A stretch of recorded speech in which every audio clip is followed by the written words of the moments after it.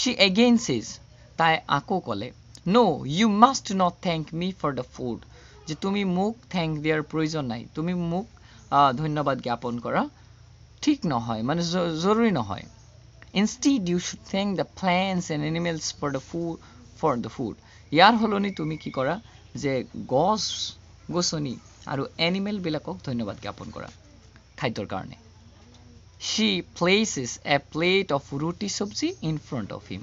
আৰু এইবোৰ কৈ তাই কি কৰিলে মানে বুলবুলৰ মাকে এটা প্লেটত ৰুটি সবজি তাৰ আগত ৰাখি দিলে. She says, তাই ক'লে, if you notice carefully, যদি তুমি মনোযোগ সহকাৰে চোৱা, you will know that the roti and vegetables on your plate come from plants. তেনেহলে তুমি দেখিবা যে ৰুটি আৰু সবজি তোমাৰ প্লেটত যে ৰখা হৈছে এইবোৰ গছ-গছনিৰ পৰা আহিছে. Again, the cup of milk, it's a gift from the cow.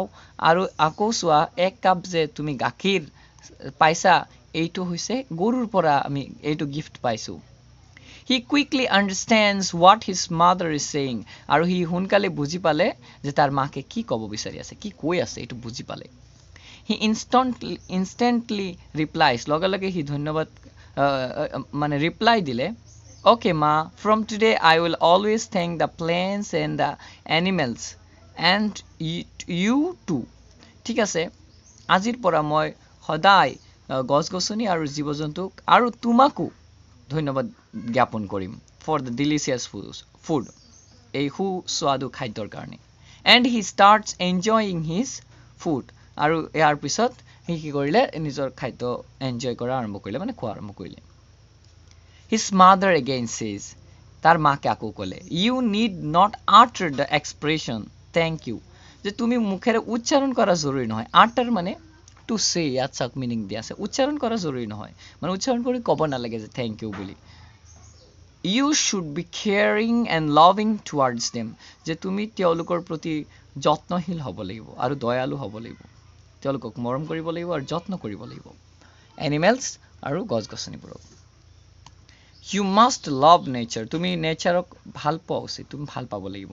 It's plants and animals the way you love me and cling to me.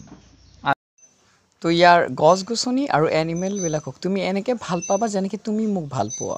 আৰু ক্লিং তুমি মানে এটা ইমোশ্যনেল কানেকশ্যন, মোৰ সৈতে তোমাৰ যি কানেকশ্যন আছে ঠিক তেনেকুৱা এটা কানেকশ্যন তুমি এই গছ-গছনি আৰু জীৱ-জন্তুৰ সৈতে কৰিব লাগিব.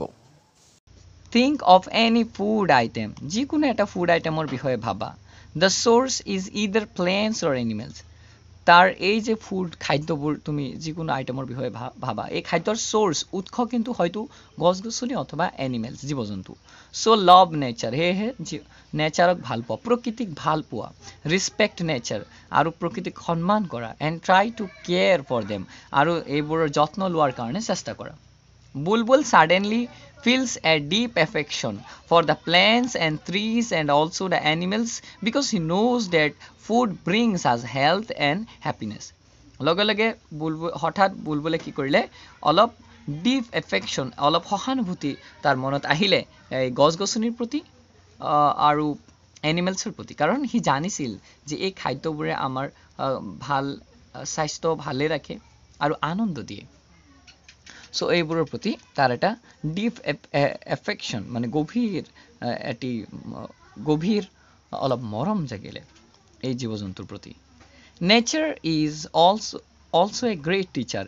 আৰু এই প্ৰকৃতি, গছ-গছনি, জীৱ-জন্তু, পাহাৰ পৰ্বত, এই প্ৰকৃতি, এই পৃথিৱী, এইটো নিজেও এটা গ্ৰেট মহান শিক্ষক. We can learn life lessons from the plants and trees. আমি কি কৰিব পাৰোঁ, জীৱনৰ শিক্ষা আমি লাভ কৰিব পাৰোঁ এই গছ-গছনিৰ পৰা. We see that when we prune trees, আমি দেখা পাওঁ যেতিয়া আমি কি কৰোঁ, গছ-গছনিবোৰ কাটো, they grow more beautifully. আমি যেতিয়া গছ-গছনি কাটো সেইবোৰ আৰু ধুনীয়াকৈ গজে, মানে নতুন গজালি গজে. Like this, তেনেদৰে we can also grow when we face any difficult situation. আমিও কি কৰিব পাৰোঁ, আৰু বেছি উন্নতি কৰিব পাৰিম, আমি গ্ৰ' কৰিব পাৰিম লাইফত যদি আমি ডিফিকাল্ট চিটুৱেশ্যন, মানে কঠিন সময় ফেচ কৰোঁ, মুখামুখি হওঁ.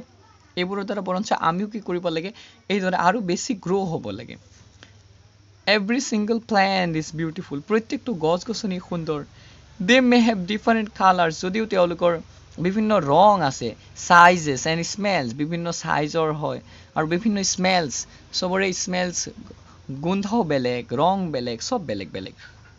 We human beings are also beautiful আৰু আমি মানুহবিলাকো অৱশ্যে ধুনীয়া. Though we look different from one another. যদিও আমাক দেখাত এজনতকৈ আনজনক পৃথক লাগে, তথাপি আমি ধুনীয়া. Bulbul science teacher always tells them these things in the class. আৰু বুলবুলৰ বিজ্ঞানৰ শিক্ষকে এইবোৰ সদায় কৈ থাকে ক্লাছত. While munching on his food, he recalls everything. আৰু যেতিয়া তেওঁ এই খাদ্যবোৰ munching মানে chewing চুবাই আছিলে, তাৰ খাদ্যবোৰ হি সকলো বস্তু মনত কৰি আছিল. After he is done আৰু খোৱাৰ পিছত he says to his mother, হি তাৰ মাকক ক'লে, মা, now I understand why you love the trees and flowers and animals so much. এতিয়া মই বুজি পাইছো যে তুমি কিয় গছ গছনি আৰু ফুল আৰু জীৱ-জন্তু খুব বেছি ভাল পোৱা. I promise that from today onwards I will try to spend my leisure time outside. মই আজি প্ৰমিস কৰিলো, মই প্ৰতিজ্ঞা কৰিলো যে আজিৰ পৰা মই কি কৰিম, মোৰ সময় স্পেন্ড কৰা, মোৰ লেজাৰ টাইমবোৰ বাহিৰতে স্পেন্ড কৰাৰ চেষ্টা কৰিম, পাৰ কৰাৰ চেষ্টা কৰিম. Playing and taking care of our beloved friend. যে খেলি আৰু তেওঁ আমাৰ মৰমৰ বন্ধুৰ সৈতে বন্ধুক যতন লৈ, মৰমৰ বন্ধুক যতন কৰি আৰু খেলি মই টাইমবোৰ স্পেন্ড কৰাৰ চেষ্টা কৰিম. আৰু এই বন্ধুৰ নাম কি, নেচাৰ. এই নেচাৰ, আমাৰ মৰমৰ বন্ধু নেচাৰৰ সৈতে আমি কি কৰিম, খেলি আৰু তেওঁ এইবিলাকৰ যত্ন কৰি মই টাইম স্পেন্ড কৰিম. Mrs Hazarika smiles with satisfaction. এবাৰ মিছেছ হাজৰিকাই হাঁহিলে. ছেটিছফেকশ্যন মানে শান্তিৰে অলপ হাঁহি দিলে মিচিকাই. প্ৰিয় বন্ধুসকল, আশা কৰোঁ আপোনালোকে এই চেপ্টাৰটো বুজি পাইছে. যদি ভিডিঅ' ভাল লাগিছে অৱশ্যে লাইক শ্বেয়াৰ কমেণ্ট কৰিব আৰু অন্যান্য কোন চেপ্টাৰৰ ওপৰত ভিডিঅ' লাগে অৱশ্যে কমেণ্টত মেনশ্যন কৰিব, আমি তাৰ ওপৰতো ভিডিঅ' বনাম. আজি এই পৰ্যন্তই, আকৌ দেখা হ'ব এক নতুন ভিডিঅ'ত.